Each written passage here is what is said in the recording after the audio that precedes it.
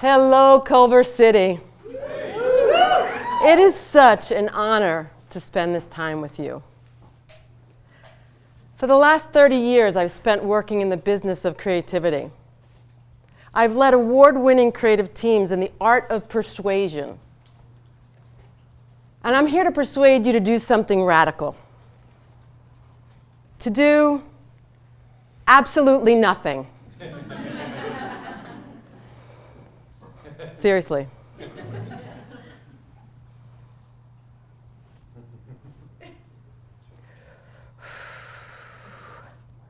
Ugh, so cringe, as my daughters would say. The uncomfortable silence, the uncontrollable urge to fill all the empty space. Why? Why would I stand here on this red dot dedicated to ideas worth spreading, the clock running, and waste my precious time and yours? Burnout. Why is it so hard to do nothing, to pause? The World Health Organization has declared burnout a workplace phenomenon caused by unresolved chronic stress. Show of hands, how many here have ever experienced burnout at work? How about in the last year? The current reported rate is 65%, more than half of us. It's at an all-time high and rising. We live and work in a culture of toxic productivity, where precious human resources are mindlessly mined until they're spent. With mega mergers, mass layoffs, and the threat of AI coming for our jobs. We need creativity and human ingenuity more than ever. But here's the problem. We cannot be creative when we're burnt out. We cannot be in creative flow when we're afraid. When humans sense fear, our brains go into fight or flight mode, prioritizing safety and status quo and survival over creative ideas and risk-taking. Growth and innovation suffers. I know, I've been there, I've got the receipts. I grew up in advertising, a boys' club literally made by madmen, where if you don't come in Sunday, don't bother coming in Monday. It's a madhouse, and I love it. I lean all the way in to prove that I'm creative enough, and strategic enough, and tough enough to lead at a time when only 3% of creative directors were women. Yeah, I'm ambitious, but I'm climbing for every underrepresented person who has to work twice as hard to get half as far. In 2016, I get to lead creative at Disney, on Main Street, the happiest place on earth. Backstage, behind the scenes, a legacy brand with a very fixed mindset. A culture of fear and very little tolerance for failure. The pressure is palpable. I work around the clock, striving for perfection. I barely sleep. When I do, I'm waking up at 3 a.m. in a cold sweat, drenched in panic.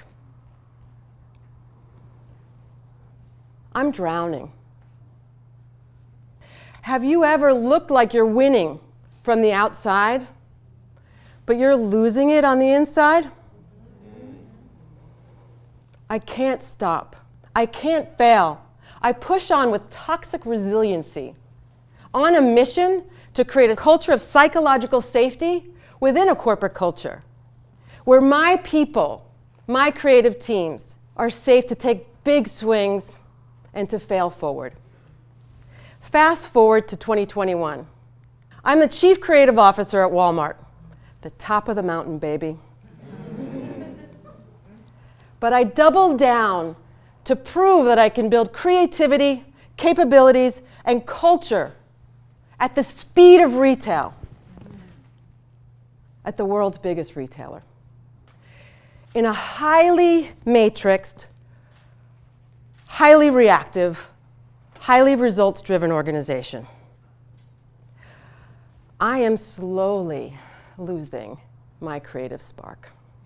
And after just 2 years in and 2 consecutive quarters of negative sales, my first CCO role is eliminated in a massive company reorg.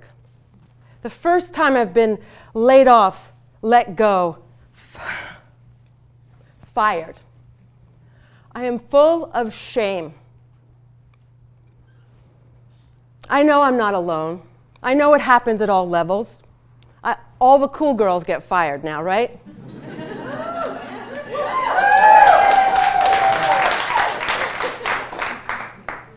But I still feel like an epic failure. I'm tired, bone tired. And then life T-bones me. My dad, Big Steve, dies. I make it to sit at his bedside and hear his last breaths. Holding hands with death, watching his time run out, and thinking about my time. What's left? Do I want to keep climbing up, leaning in, tipping over, burning out until there's nothing left of me but my ashes for my daughters?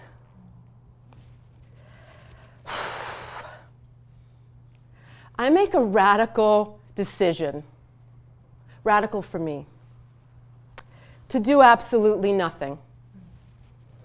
I press pause very publicly on LinkedIn, home of the humble brag.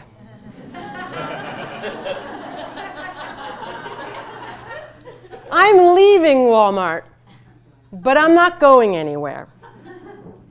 I'm taking time to rest, reset, and recover my physical, mental, and spiritual health. Time to love on my people, my daughters, myself for a change.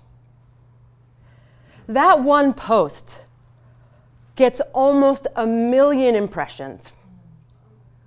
Thousands and thousands of likes, comments, and shares. I hit a nerve, a very burnt out, raw nerve. The way we work is not working. But I'll tell you what, it's hella scary to stop.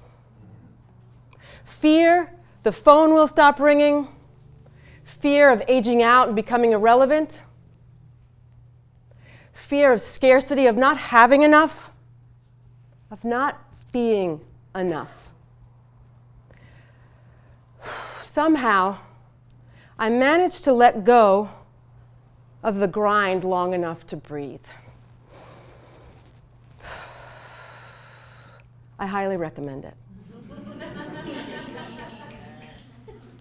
And I realize what's killing me is not the work. I love the work. I get high off ideas. It's the lack of time to be proactive versus reactive. It's the unsustainable pace. No safe space to risk and recover and repeat. On my morning walk, my new ritual, I get sun on my face, I get my steps in, and I get an idea, a download. The art of the pause. A new operating system of regenerative creativity. To rest without guilt.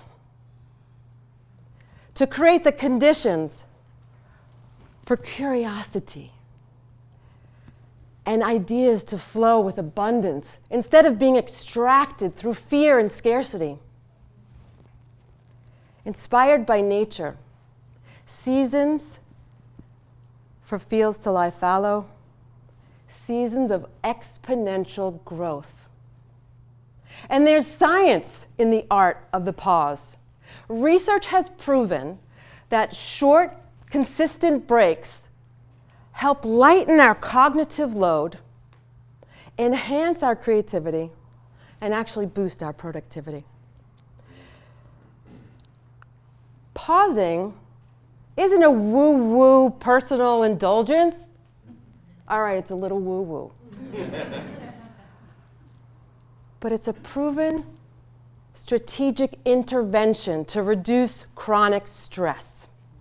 A way to retreat, to advance. A radical sabbatical, or a minute to breathe. I want to share a few principles of the pause with you. But first, I want you all to think about your brains right now. How many tabs do you have open? I know, it's exhausting. I know. The first principle is to give yourself permission to pause. Close one tab today. Create one boundary tomorrow. Make a little space, a little bit at a time. The second principle is to ruthlessly protect your time and your peace. Say yes to less. My strategy I've borrowed from my older and wiser sister. It's a hell yes or a fuck no. Good one, Claire. If I don't feel a hell yes about something, I don't feel it in my body, it's an easy no. Protecting my day, my life, my work for what's essential. Choosing joy. The third principle is embracing the art of the pivot. Pausing long enough to define your purpose, your why, to get in alignment with your assignment. Pivoting towards what makes you feel excited and alive. Pivoting away from what sucks your energy and steals your joy. Pivot to change where you work, change how you work, change how you lead the work. Find or create a culture where rest is not a reward for your productivity, where you can make a living doing what you love and still have a life. A big, beautiful, juicy, creative life. The fourth principle is personal to each of us. What belief, or better yet, what lie, is keeping you in the business of burnout? For me, it's perfection. The society's lie, the lie my brain tells me that I am not enough. And I have to perpetually prove my worth. I'm over it. I'm embracing failing forward. That's where the learning and growth is. I invite you to close tabs, create space, pause, protect, pivot, and make it personal. I've pivoted towards my purpose, to fight for the light, to shine a light on the underrepresented, the underserved, the underdog. I've pivoted from full-time to fractional roles, with the freedom to choose partners and projects where I can create impact, where I can help make the world a better place through creativity and innovation and brave storytelling. We are living in a world on fire. What a time to be alive. No, seriously. We have the agency and the human ingenuity to create the future of work, where well-being is a metric of success, where burnout is not a natural byproduct of productivity. In these volatile, urgent times, rest is radical, and creativity is fuel for the revolution.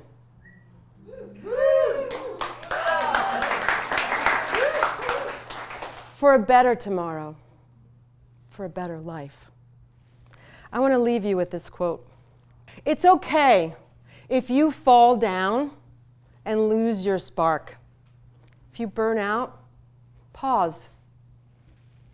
Just make sure that when you get back up, in an hour, in a day, in a month, you rise as the whole damn fire.